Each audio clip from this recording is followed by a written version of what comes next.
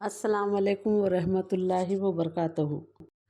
ناظرین، آج ہم ابراہیم علیہ السلام کے واقعے کا دوسرا حصہ سنیں گے۔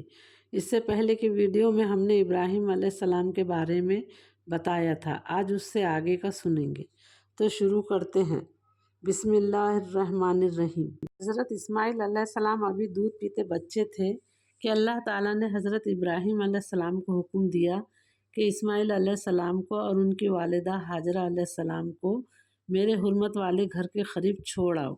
آپ نے اللہ تعالیٰ کے حکم کی تعمیل کرتے ہوئے دونوں کو ایک ایسی وادی میں چھوڑا جہاں دور دور تک پانی اور آبادی کا نام نشان نہیں تھا۔ ابراہیم علیہ السلام نے ہاجرہ علیہ السلام کو ایک تھیلا کھجور اور ایک مشکیزہ پانی دے کر واپس چلے گئے۔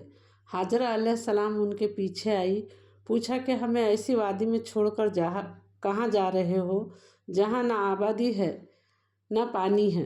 مگر ابراہیم علیہ السلام نے مڑ کر نہ دیکھا۔ کئی بار پوچھنے پر ہاجرہ علیہ السلام کہنے لگے کہ آپ کو ایسا حکم اللہ نے دیا ہے؟ تو ابراہیم علیہ السلام نے کہا، ہاں، اللہ تعالیٰ نے حکم دیا ہے۔ ہاجرہ علیہ السلام کہنے لگی، اچھا پھر اللہ ہمیں ضائع نہیں کرے گا۔ پھر واپس آ گئی۔ ابراہیم علیہ السلام وہاں سے چل کر جب ایک ٹیلے پر پہنچے جہاں سے انہیں دیکھ نہ سکتے تھے تو بیت اللہ کی طرف منہ کر کے دعا کی، اے ہمارے رب، میں نے اپنی اولاد آپ کے عزت والے گھر کے پاس ایک ایسے میدان میں بسائی جہاں کھیتی نہیں ہے۔ یہ میں نے اس لیے کیا تاکہ یہاں نماز قائم کرے، پھر آپ لوگوں کے دل ان کی طرف مائل کر دے اور انہیں ہر قسم کے پھلوں کا رزق دے تاکہ وہ شکر ادا کرے۔ حضرت ہاجرہ علیہ السلام بچے کو دودھ پلاتی رہی اور مشک میں سے پانی پیتی رہی یہاں تک پانی ختم ہو گیا اور انہیں اور بچے کو پیاس لگنے لگی۔ جب انہوں نے دیکھا کہ پیاس کے مارے بچہ تڑپ رہا ہے تو وہ قریب ہی صفا کی پہاڑی پر چڑھی کہ شاید کوئی انسان نظر آئے جس سے وہ پانی مانگ لے، لیکن کوئی دکھائی نہیں دیا۔ پھر وہ وہاں سے اتری اور مروہ کی پہاڑی پر چڑھی، لیکن وہاں بھی کوئی دکھائی نہیں دیا۔ اس طرح ہاجرہ علیہ السلام نے 7 چکر لگائے۔ 7ویں چکر پر جب ہاجرہ علیہ السلام چڑھی تو ایک آواز سنی تو ہاجرہ علیہ السلام نے عرض کیا کہ اے اللہ کے بندے، میں نے تمہاری آواز سنی ہے، کیا تم ہماری کچھ مدد کر سکتے ہو؟ تبھی آپ نے دیکھا کہ جہاں اس وقت زمزم کا کنواں ہے وہاں پر اللہ کے فرشتے حضرت جبرائیل علیہ السلام نے اپنے پر مار کر زمین کھود ڈالی تھی اور وہاں سے پانی نکل آیا تھا۔ ہاجرہ علیہ السلام چلو سے پانی لے کر اپنے مشکیزے میں بھرنے لگی۔ جب وہ چلو سے پانی لیتی تو اس کے بعد پانی اور جوش سے نکل آتا۔ آپ نے زمزم کہتے ہوئے اس چشمے کے آس پاس حوض کی طرح منڈھیر باندھنے لگی۔ حضرت عبداللہ بن عباس فرماتے ہیں کہ اللہ کے پیغمبر صلی اللہ علیہ وسلم نے فرمایا کہ اللہ اسماعیل پر رحم فرمائے، اگر وہ زمزم کو اپنے حال پر چھوڑ دیتی تو یہ ایک بہتا ہوا چشمہ بن جاتا۔ حضرت ہاجرہ علیہ السلام نے خود بھی پانی پیا اور بچے کو بھی پلایا۔ فرشتے نے کہا، تمہیں یہاں ڈرنے کی کوئی ضرورت نہیں ہے، یہاں اللہ کا گھر ہے جسے یہ بچہ اور اس کے والد مل کر بنائیں گے، اور اللہ اپنے گھر کی حفاظت کرنے والے کو ہلاک نہیں کرے گا۔ پانی نکلنے کے چند دن بعد ہی جرہم قبیلے کے کچھ لوگ قریب سے گزرے۔ ایک پرندے کو اڑتا دیکھ کر انہوں نے اندازہ لگایا کہ یہاں پر پانی ہے۔ وہ لوگ ڈھونڈتے ہوئے پانی کے پاس آئے تو دیکھا ہاجرہ علیہ السلام بیٹھی تھی۔ انہوں نے آپ سے رہائش کے لیے اجازت مانگی۔ آپ نے اس شرط پر اجازت دے دی کہ پانی پر تمہارا کوئی حق نہیں ہوگا۔ ان لوگوں نے شرط قبول کر لی اور رہائش کے لیے بیوی بچوں کو بلا لیا۔ حضرت ابراہیم علیہ السلام کو بڑھاپے میں اللہ تعالیٰ نے ایک بردبار بیٹا عطا فرمایا تھا۔ جب اسماعیل علیہ السلام تھوڑے بڑے ہوئے تو اللہ تعالیٰ نے بطور آزمائش آپ کو خواب کے ذریعے اپنا بیٹا قربان کرنے کا حکم دیا۔ ابراہیم علیہ السلام نے اپنے بیٹے کے سامنے خواب پیش کیا تو وہ بھی اللہ تعالیٰ کے لیے قربان ہونے تیار ہو گئے۔ آپ بیٹے کو لے کر قربان کرنے کے لیے مینا کے میدان میں پہنچے۔ بیٹے نے کہا، اے ابا جان، آپ کو جو حکم ملا ہے اس کی تعمیل کیجیے۔ اگر اللہ نے چاہا تو آپ ضرور مجھے صبر کرنے والوں میں پاؤ گے۔ جب آپ بیٹے کو لٹا کر قربان کرنے لگے تو اللہ تعالیٰ نے حضرت اسماعیل کی جگہ ایک مینڈے کو قربان کروا کر آپ علیہ السلام کی سنت بعد میں آنے والے لوگوں کے لیے جاری کر دیا۔ یہ اللہ تعالیٰ کی طرف سے بہت بڑی آزمائش تھی۔ ابراہیم علیہ السلام اس آزمائش میں کامیاب ہوئے، جس پر اللہ تعالیٰ نے خوش ہو کر آپ پر خوب برکات کا نزول فرمایا اور آپ کو مزید خوشخبریوں سے نوازا۔ انعام کے طور پر 100 سال کی عمر میں دوسرے بیٹے حضرت اسحاق علیہ السلام کی خوشخبری سنائی۔ آپ کی بیوی سارہ علیہ السلام جو کہ بانجھ تھی، اولاد کی خوشخبری سن کر انہیں بڑا تعجب ہوا اور فرمایا کہ میں خود بھی بوڑھی ہوں اور میرے شوہر بھی بوڑھے ہیں۔ فرشتوں نے کہا کہ تم اللہ کے فیصلے پر تعجب کر رہی ہو؟ اے اس گھر کے رہنے والوں، تم پر اللہ کی رحمت اور اس کی برکات نازل ہوں۔ بے شک اللہ تعریفوں کے لائق ہے اور بڑی شان والا ہے۔ جب حضرت اسماعیل علیہ السلام جوان ہوئے تو اللہ رب العزت نے آپ ابراہیم علیہ السلام کو اپنا گھر تعمیر کرنے کا حکم دیا۔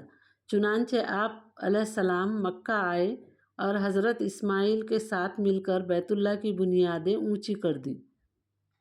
ابراہیم علیہ السلام نے اللہ تعالیٰ کے حکم کی تعمیل کے لیے اسماعیل علیہ السلام کو ساتھ لے کر بیت اللہ کی تعمیر شروع کر دی۔ اسماعیل علیہ السلام پتھر اٹھا اٹھا کر دیتے جا رہے تھے اور خلیل اللہ دیواریں اٹھاتے جاتے۔ جب دیواریں بلند ہو گئی تو آپ نے حضرت اسماعیل علیہ السلام کو ایک پتھر لانے کو کہا۔ حضرت اسماعیل علیہ السلام نے پتھر اٹھا کر لائے، جس پر کھڑے ہو کر ابراہیم علیہ السلام دیواریں اونچی کرتے جاتے۔ اس پتھر پر آپ کے پیروں کے نشان موجود ہے۔ یہ پتھر آج بھی خانہ کعبہ میں مقام ابراہیم کے نام سے موجود ہے، جہاں حاجی طواف کے ساتھ چکر کرنے کے بعد اس مقام ابراہیم کے پاس 2 رکعت نماز پڑھتے ہیں۔ سورہ بقرہ میں اللہ تعالیٰ نے فرمایا، اور مقام ابراہیم کو نماز کی جگہ مقرر کر لو۔ جب دیواریں بلند ہو گئی تو اللہ رب العزت نے جنت سے ایک پتھر جسے حجر اسود کہتے ہیں نازل فرمایا اور حضرت ابراہیم کو حکم دیا کہ اس کو بیت اللہ کی دیوار کے ایک کونے میں نصب کر دو۔ چنانچہ آپ نے ایسے ہی کیا۔ رسول اکرم صلی اللہ علیہ وسلم نے فرمایا، اللہ تعالیٰ نے حجر اسود کو جب جنت سے نازل کیا تھا تو یہ دودھ سے بھی زیادہ سفید تھا، لیکن آدم علیہ السلام کی اولاد کے گناہوں کو چوس چوس کر کالا ہو چکا ہے۔